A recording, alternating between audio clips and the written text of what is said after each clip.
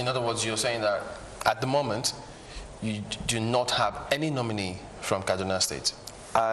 We don't have any nominee for now from Kaduna State, and that's why I said we have gotten a new envelope from the presidency, and that envelope most likely will be open today for the public to be read, and then from there, I believe Kaduna State will be there. Don't senators get a sneak peek at this list before it's read out, because some think that reading it out is just for the cameras and just to fulfill all righteousness? No, this time around we decided to make it like the way they do in bidding, the tender process, where they said it will be done publicly.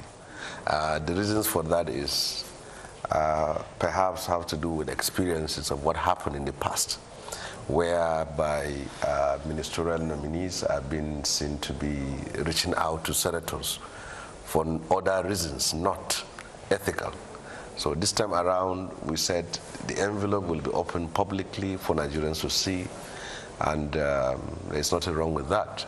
We simply want to carry everyone along in what we do to dispel suspicions and doubts. And also... But there's still time to reach out. I mean, if it's announced and screening takes place another 2 or 3 weeks after now, that doesn't really change much, does it? No, well, nothing stops the nominees from lobbying to be recognized, to be some kind of confirmed. But what we experienced outside, in the past, made it clear that this time around, at least we should do things, do the best we can to carry people along. Bring the envelope, open it publicly to the live TV and everyone, and then and then give you dates next week. Come over for screening. Your party, TV, so yeah. But is it true that this will be on live?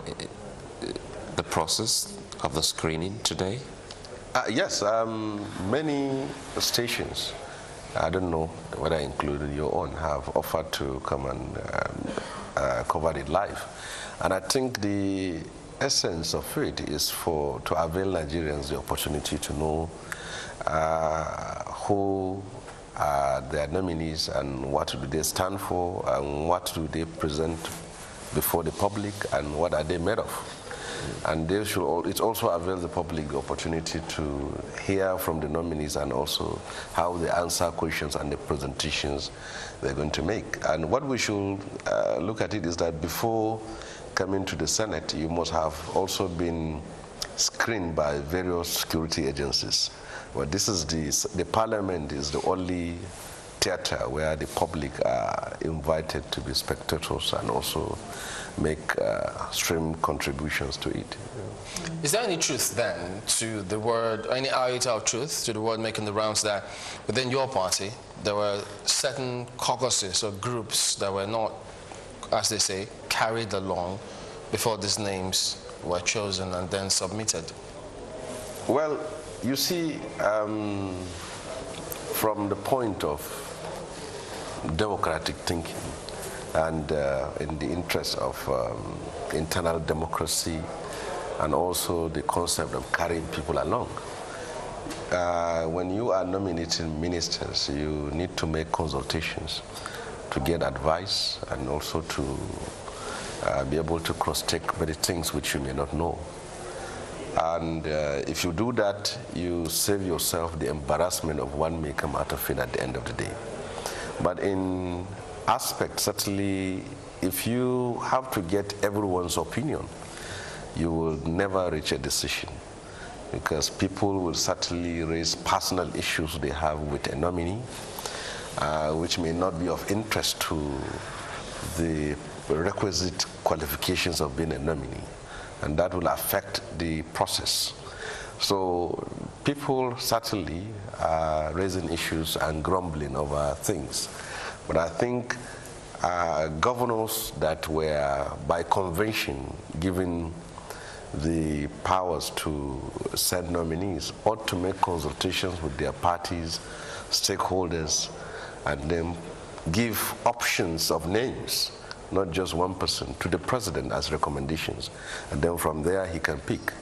Now, the problem we're having is that people seem to even forget that the president, that whoever is in the cabinet, the federal cabinet, is directly responsible to the president. He is not there as an ambassador of the governor in the federal cabinet. He is there as someone who represents a state. And consultations need to be made because the president cannot know everyone from every part of Nigeria. So governors, being the chief executive of their state, also need to, as a matter of respect, reach out to the party, stakeholders and everyone, and then give options to the president to pick. You know, from being a very young man, you've been a national figure looking at a whole lot of issues. Would you say, or what form of mark would you give to this particular list, knowing that you must have had one thing or two with some of these names on this list? What percentage would you be scoring on the list? Are you satisfied with the list so far? Well, the best person to have answered if he is satisfied with the list is the president himself, because whether they fail or they succeed, the buck stops on his table, and he will be the one to take the blames of their success or failures, not the governors who nominated them. And as far as I'm concerned, I think the process that they are going to go through now will give Nigerians the opportunity to know whether those persons whose names were forwarded. Senator Sani, do you really think the governors, as far as I'm concerned, do you really think these were nominees of the governors, of the state governors? I believe so. They are nominees of the governors, and some of the governors didn't even make consultations with their party stakeholders, and they submitted names. And petitions that came up as a result of these nominees points to the fact that there are issues around. And you can't blame Mr. President for it, because if he gives you the grace to submit names, the only way to avoid missiles of petitions flying to the Senate is to reach out to everyone as much as you can. And you don't, the problems we have been having in the last 16 years is that people, governors, don't send people who are competent and capable. They send their friends, they send their cabinet members, and they send people who are not going to be threats to them. Is that the case in the scenario? We are going to make it clear, and those people who will know are the people who come from their state. For example, a nominee from Oyo State, I will not be able to know who he is, what political standing, what were his views, what are his relationship with the governor, so I don't know. So, but the convention have always been people sent to be ministers in most times were friends of the governors. All right, thank you very much indeed for your time, Senator Shehu Sani, a member of the APC, who will also be participating in this screening today. Thank you for coming on this morning. Thank you. All right, well, yes, indeed, that's the show today. We thank you for watching. But the NASG, that's Economic Summit, will be coming up on the top of the hour. My name is Chamberlain, so thank you for watching. Well, thank you. Do stay with us. Many thanks. We're still here in Abuja covering this summit, and we do hope that this surely will be an all-inclusive one. Stay with us here on Channel Television. I'm Sulaiman Alede.